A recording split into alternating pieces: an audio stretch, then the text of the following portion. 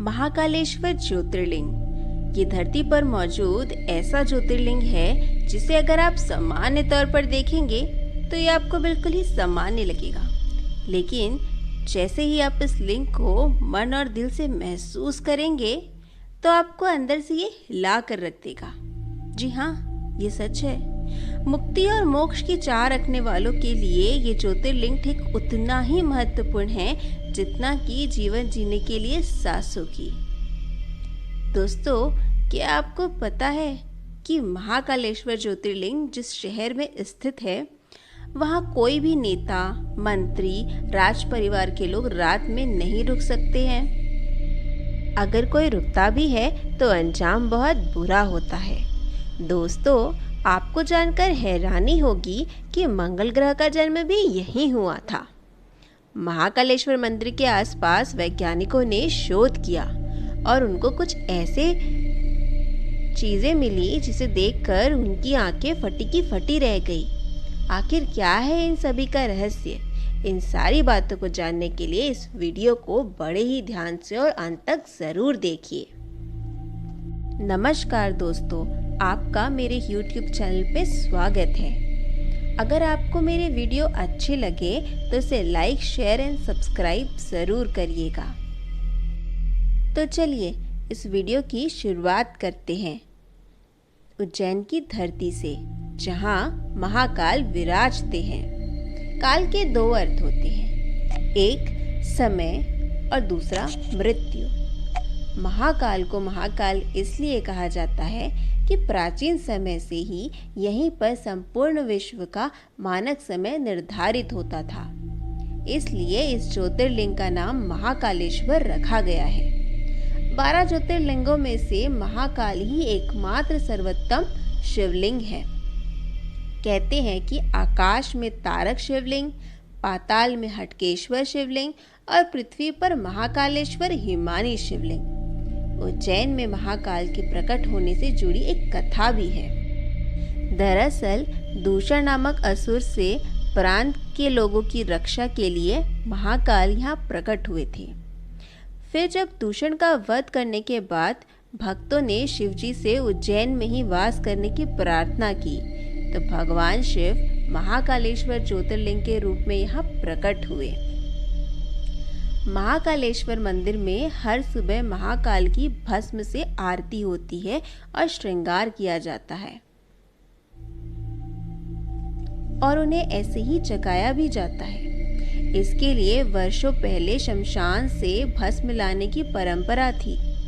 हालांकि पिछले कुछ वर्षों से अब कपिल गाय के गोबर से बने कंडे, शमी, पीपल, पल, आसबर, अमलतास और बेर की लकड़ियों को जलाकर तैयार की गई भस्म को कपड़े से छान के इसे इस्तेमाल करना शुरू हो चुका है। केवल उज्जैन में ही आपको ये आरती देखने का सुनहरा अवसर प्राप्त होगा। यहाँ के नियमानुसार महिलाओं को आज़ादी के समय घूंघट करना पड़ता था। दरअसल महिलाएं इस आरती को नहीं देख सकती। इसके साथ ही आरती के समय पुजारी भी मात्र एक धोती ही धारण करते थे। अन्य किसी भी प्रकार के वस्त्र धारण करने की मनाही रहती है।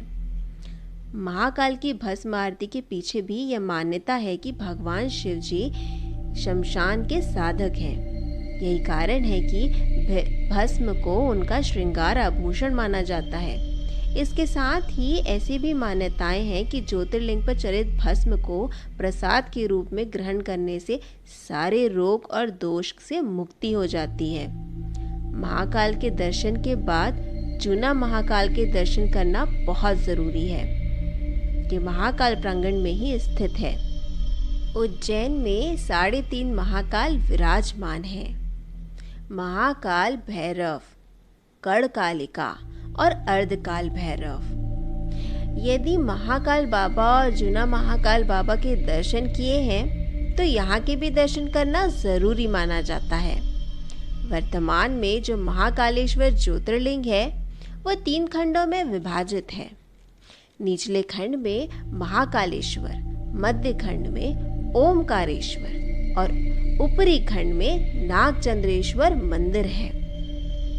नागचंद्रेश्वर शिवलिंग के दर्शन वर्ष में सिर्फ एक बार नाग पंचमी के दिन ही संभव है। गर्भगृह में विराजमान भगवान महाकालेश्वर का विशाल दक्षिण मुखी शिवलिंग स्थापित है। उज्जैन का एक ही राजा है और वो है महाकाल।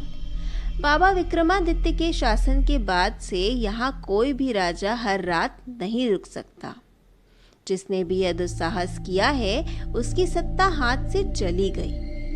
वर्तमान में कोई भी राजा, मुख्यमंत्री और प्रधानमंत्री आदि यहाँ रात नहीं रुक सकते। उज्जैन के राजा महाकाल बाबा श्रावण मास में प्रति सोमवार नगर में भ्रमण करने निकलते हैं और अपनी प्रजा को देखते हैं। महाकाल की सवारी में कोई भी व्यक्ति किसी भी प्रकार का नशा करके शामिल नहीं हो सकता। महाशिवरात्रि के दिन समूचा शहर शिवमय हो जाता है। चारों ओर बस शिव जी का ही गुंजन सुनाई देता है। सारा शहर बाराती बनकर शिव विवाह में शामिल होता है। उज्जैन में ही मंगल ग्रह की उत्पत्ति भी हुई है, इसीलिए इस जगह की महत्ता और भी बढ़ जाती है। इस बारे में एक कथा मिलती है कि एक बार महाशक्तिशाली दानव ने इंद्र को ललकारा। इंद्र ने उसकी हत्या भी कर दी, लेकिन फिर अंधकासुर के डर से वो भोलेनाथ की शरण में पहुंचा। उसने अभय का वरदान मांगा। भोलेनाथ ने भी वरदान दे दिया, बल्कि उनकी ओर से अंधकासुर से युद्ध भी किया। उसी दौरान शिवजी के माथे से एक बूंद पृथ्वी पर गिरी, जिससे लाल अंग वाले भूमिपुत्र मंगल का जन्म हुआ। ये भूमि उज्जैन की ही भूमि थी। इस स्थान पर ब्रह्मा जी ने मंगलेश्वर नामक शिवलिंग की स्थापना भी की थी। दोस्तों, आज जो महाकालेश्वर का विश्व प्रसिद्ध मंदिर विद्यमान है, ये राणोजी शिंदे शासन की देन है। ये मंदिर इतना प्राचीन है कि किसी भी ग्रंथ में इसका सटीक उल्लेख नहीं है। वैज्ञानिकों को और मंत्री समिति के लोगों ने जब मंदिर के आसपास की खुदाई की तो ऐसी ऐसी चीजें मिली जिसे देखकर सबकी आंखें फटी की फटी रह गई। साल 1980 से लेकर 2020 तक तकरीबन 6 बार मंदिर के आसपास गहरी खुदाई करी जा चुकी है। इस दौरान कुछ रहस्य भी सामने आए।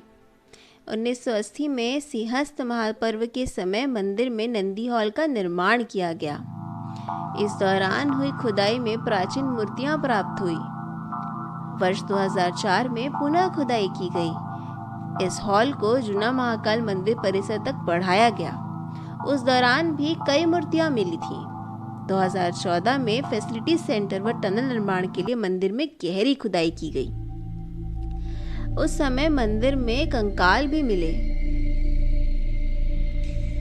साल 2020 में मंदिर के मुख्य द्वार तथा आसपास के क्षेत्र में नव निर्माण के लिए खुदाई की जा रही थी, तो इसमें 1000 साल पुराने मंदिर के अवशेष प्राप्त हुए। इस मंदिर के नीचे और क्या है, इसका पता लगाने के लिए वैज्ञानिक शोध कार्य करते रहते हैं, ताकि यहाँ मौजूद प्राचीन से प्राचीन चीज़ों का पता चल सके। दोस्तों, महाकालेश्वर मंदिर में जब भी आप जाएं तो ये ज़रूर सोचिएगा कि ये मंदिर इंसानों द्वारा निर्मित नहीं है, बल्कि स्वयं भगवान शिव शिवलिंग के रूप में यहाँ विराजते हैं, जो काल को भी अपने नियंत्रण में रखते हैं। ये भाव लेकर जब आप महाकाल के दर्शन करेंगे तो आप देखिएगा आपके अंदर एक अलग ही ऊर्जा का संचार होगा। तो बस इस वीडियो में बस इतना ही। हम फिर से बहुत जल्द मिलेंगे नए रहस्यमय कहानियों के साथ में। तो अगर वीडियो आपको अच्छा लगा है तो इसे अपने फ्रेंड्स एंड फैमिली के साथ शेयर करें एंड चैनल को सब्सक्राइब करना बिल्कुल भी मत भूलें।